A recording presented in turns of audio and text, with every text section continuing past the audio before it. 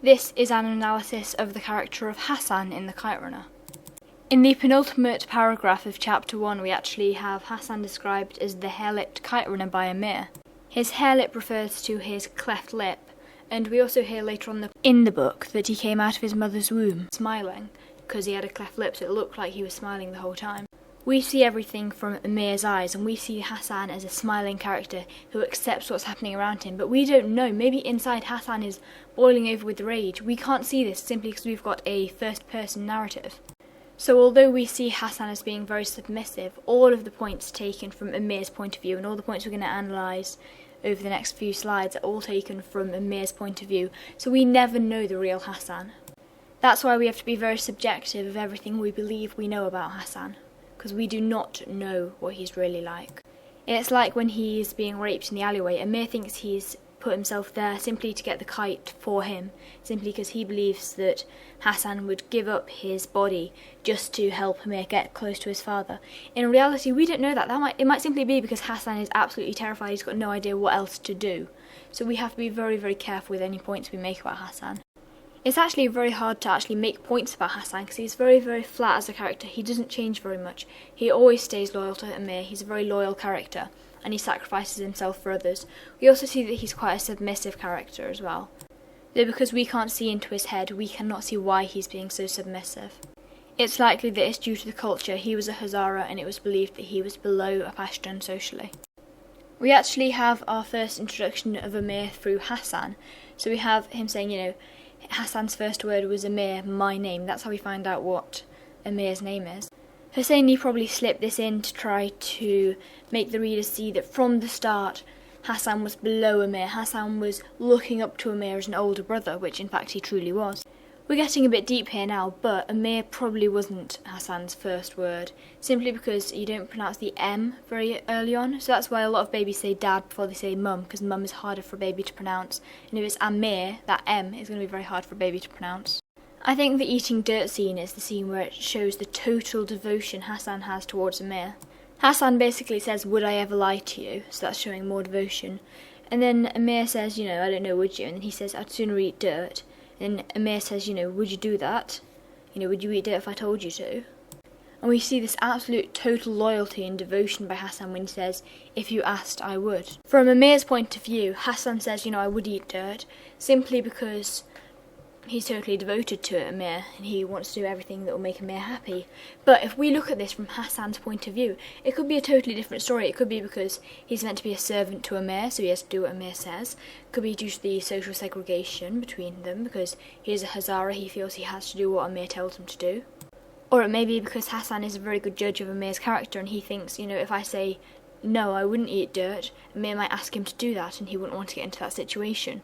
We can now move on to the card game where Hassan and Amir are playing a game of cards. We've got an interesting line where Amir says, I killed his king and played in my final card. And killing the king is sort of almost foreshadowing the fact that Amir is going to effectively kill Hassan through abandoning him. But anyway, the line we were looking at here is the distinct suspicion that Hassan let Amir win. Although at first appearance it may look like loyalty from Hassan to Amir, what is really so loyal about allowing the person you're playing against to win? Wouldn't that be the most boring game ever? Maybe Hassan did it simply because he knew that Amir would get angry if he lost to Hazara. I think we need to take everything that Amir really says about Hassan and just look at it very carefully, analyse it and see, is he being 100% understanding of what Hassan's true intentions are, or is he simply being so self-centred that he believes Hassan is being, just as thinking about Amir as Amir is about himself. And a few lines after that we actually have Hassan saying, I like where I live. Maybe he's saying that to make Amir feel better about the situation, or maybe he's saying that because he's genuinely accepted that is where he lives, that is his home now, and maybe he feels glad, there's no expectations of me to be a great person, I can just be very low down and I can be myself almost. I can just be a good person. Because the Kite Runner isn't written from Hassan's perspective, we never know about how Hassan truly feels about the situation he's in. It'd be a really interesting question actually to ask Hosseini, find out what he thought Hassan would have been thinking at that point.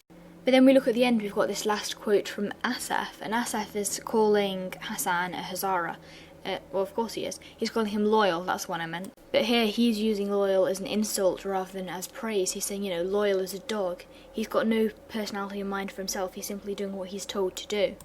So that's the side of Hassan that makes him quite a boring character in retrospect. But also, he's loyal as a dog. He's doing what he's told to do. And this is something that Asif has picked up, and Asif probably doesn't see him that much, but from the little he's seen of Hassan, that's the same that he's picked up as what Amir's picked up, and this makes Amir slightly more reliable as a narrator, if someone else is backing up what he believes. So although we can't see things from Hassan's point of view, in fact, we can see it from quite a few other characters who all believe that Hassan is loyal towards Amir. In fact, we actually see a bit the conversation between Rahim Khan and Baba, where Baba says, it's always Hassan that has to stand up for Amir. So although at the time we see this as it's not being nice to Amir, it's saying something cruel about Amir, it's negative words about Amir, actually you could look at Hassan's character in this. Hassan wants to stand up to Amir's enemies. He wants to do the right thing and protect Amir. I think Hassan's character is very subjective. You can look at it and think one thing, someone else can look at it and think something else. But I'd say he's less of a rounded character than Amir. We only see his good side, and his character doesn't change as the plot continues. He just dies. Now we've got the element that he sacrifices himself for others. So, we've got Amir saying, I caught a glimpse of his face, saw the resignation in it. It was the look I'd seen before, it's the look of the lamb. Lambs are obviously very innocent, and Hassan at the time would have been innocent before he was raped. So the rape essentially stole his innocence, the same way that when you killed a lamb's innocence was stolen. So in a sense, the stealing of Hassan's innocence is almost symbolic of different faiths. I think that the sacrifice of an innocent is quite a big symbol in lots of faiths. I only know the Christian Jewish one, where we have Abraham, who he says, I'll slay my oldest son. He gets stopped at the last minute, but he was prepared to slay an innocent for God. And essentially that's what Asif is doing. Asif believes that this is the right. Someone in his twisted mind, he thinks he's teaching Hassan a lesson for being born a Hazara, and he says, I'll rape you. He's slaying an innocent as it was, although not quite as mentally more than physically. And we have the word resignation in this first quote. Obviously Hassan, he knows he's about to be raped, and he's resigned to that fact, the same way that he's resigned to the fact that he's a Hazara and is thus always going to be lower down in the social chain than the Pashtun Amir. So we could see Hassan almost as a product of society. Society has made him the submissive character that he is. Then looking at the second quote, this quote goes along with the watch scene where Baba asks Hassan, he's like, did you steal Amir's watch? And Hassan says, yes. And Amir says, to his narrator, he tells the reader that Hassan said this because he knew if he said no, Amir would get into trouble. Maybe this isn't why he said it. Maybe it wasn't a sacrifice for Amir. Maybe he simply did want to leave. Maybe he didn't want to stay any longer, and that he knew this was the one way he'd be able to get out of this place that reminded him so much of the rape and all of his past and stuff he wanted to forget. Maybe he simply said yes for himself, because he wanted to get away from it all. This is something that hasn't been considered by Amir, because it wouldn't enter Amir's selfish head that Hassan was doing something for himself rather than Amir. Maybe Hassan isn't as, sacrificial, doesn't want to sacrifice himself for Amir as much as everyone is, told, because we're force-fed all of this by Amir. Maybe we haven't been told the whole story. Maybe Hassan just didn't want to stay. And if this was the case, this would make him a much more interesting character. He isn't there just to please Amir and make Amir feel good about himself. He's a real person with real feelings. And when we look at him from this point of view, he becomes a much more two-dimensional character. That is the end of Hassan. I've just been looking through all of the past papers. There was one question on Hassan. I can't remember when it was now. I remember the day a second ago, and it was to do with the relationship between Amir and Hassan rather than just Hassan himself. I think it's kind of unlikely they're going to have an actual question analysis-wise on just Hassan, because he's such a flat character.